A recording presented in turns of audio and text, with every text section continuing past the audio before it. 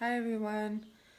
I'm making a video without any filter, no makeup, and wanted to keep things raw and simple for the next planetary thing that's happening. So if you're familiar with Western astrology, I know sometimes I go back and forth between Western and Vedic, and you may think that's a contradiction.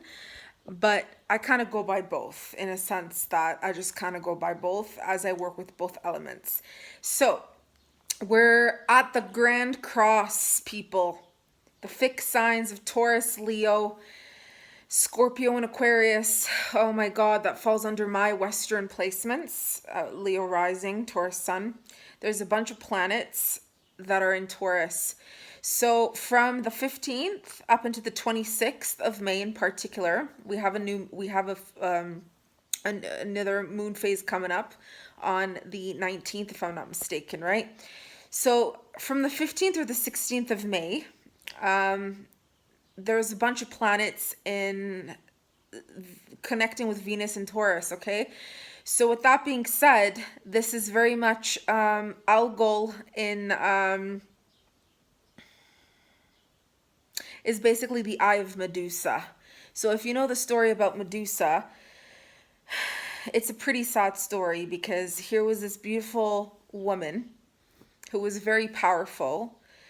She was raped by Poseidon and then punished by Athena for claiming to be beautiful, more beautiful than Athena, and or for being raped, okay?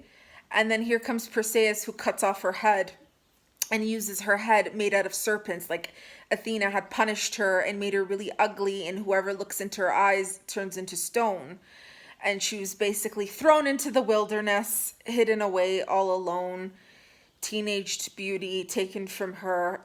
There goes the story of feminism, right? Where a woman, you would think you would be protected and supported by woman, is actually being, man is being put above her. Now, this is all the versions that we hear today. We don't actually know the original story because a lot of these ancient spiritual ways of life have been twisted and turned into something else, okay?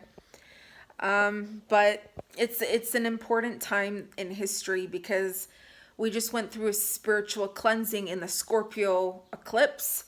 So now Taurus is basically bringing a renewal, a rebirth, okay? So there was a cleansing with Mars, and even though it's not fully over, it's just basically fate is taking center stage for a lot of people. Fate is going to be very strongly felt and shown to you individually and as, as people coming together. Again, from the 15th of May up into the 26th, where your fate's going to be heavily shown to you. And you're going to make decisions on what directions to go in life, okay, people? So if you're watching me, you're obviously not one superficial person, and you understand certain elements of what my channel is about and what I offer and what I'm doing. So if I have or have not explained this to you in English as I've done it in Armenian, I'm actually part of the Covenant of Hecate. And I'm working towards, I'm aiming towards becoming a torchbearer and opening up the very first gathering in Armenia. Okay? So it's going to be a process. Obviously, it's not going to happen overnight. It's a dedication. It is a calling.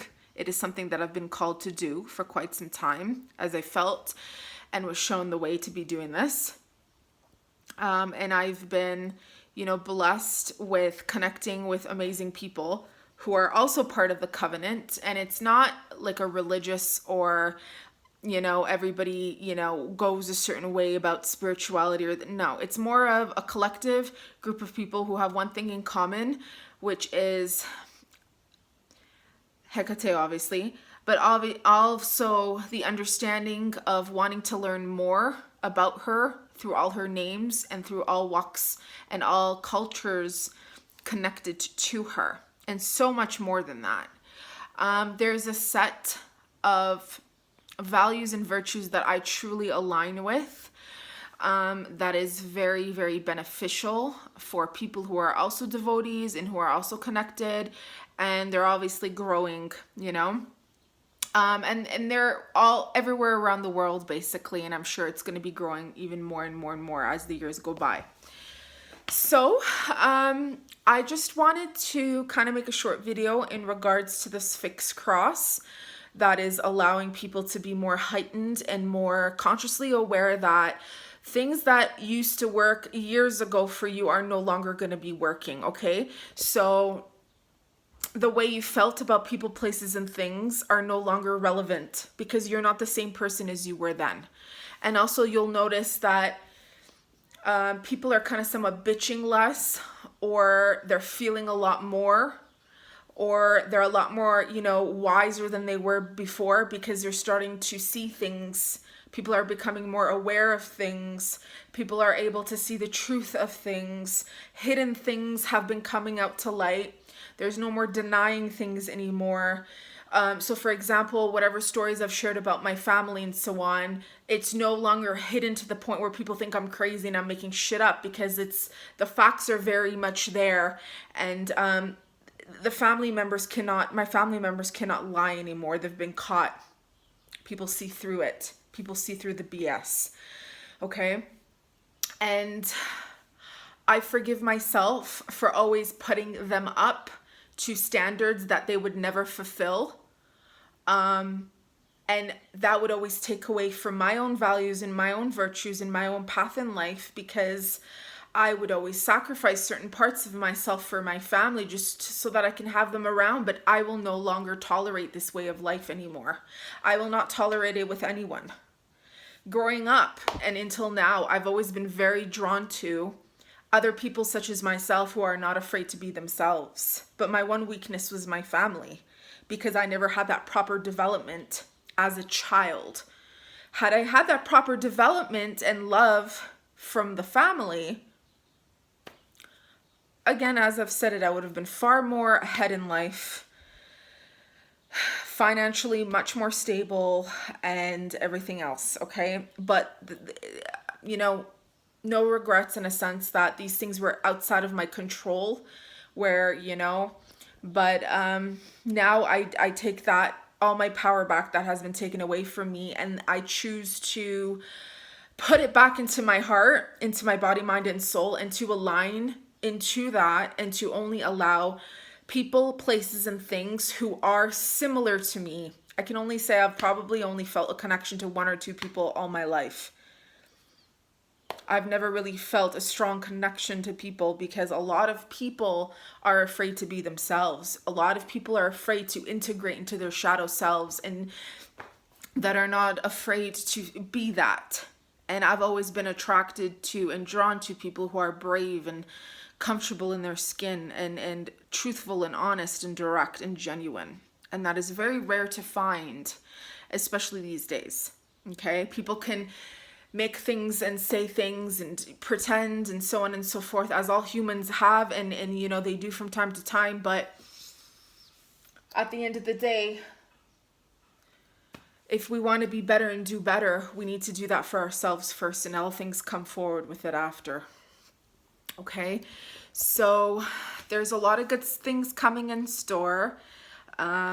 I don't know if I'm going to be able to literally videotape every single thing that's going to be coming up. I will do my best to do so. But I just want to send everyone a happy, happy blessing. Please get out in nature when you get the chance to. Connect to the divine, connect to your own heart, because there is absolutely an alignment that's going on with the Grand Cross. The soul, like the axis, north, south, east, west, the different provinces, the different continents, everything is kind of conjuncting, coming together in alignment. And also figure out where your fixed signs are in your chart. Mine are my direct, again, Leo rising over here with a Taurus sun. That makes me Aquarius 7th house. And 4th house in Scorpio, and Pluto in Scorpio. I mastered my Pluto in Scorpio probably about 15 years ago. That's how strong I've got the Scorpion and Plutonian energy within me.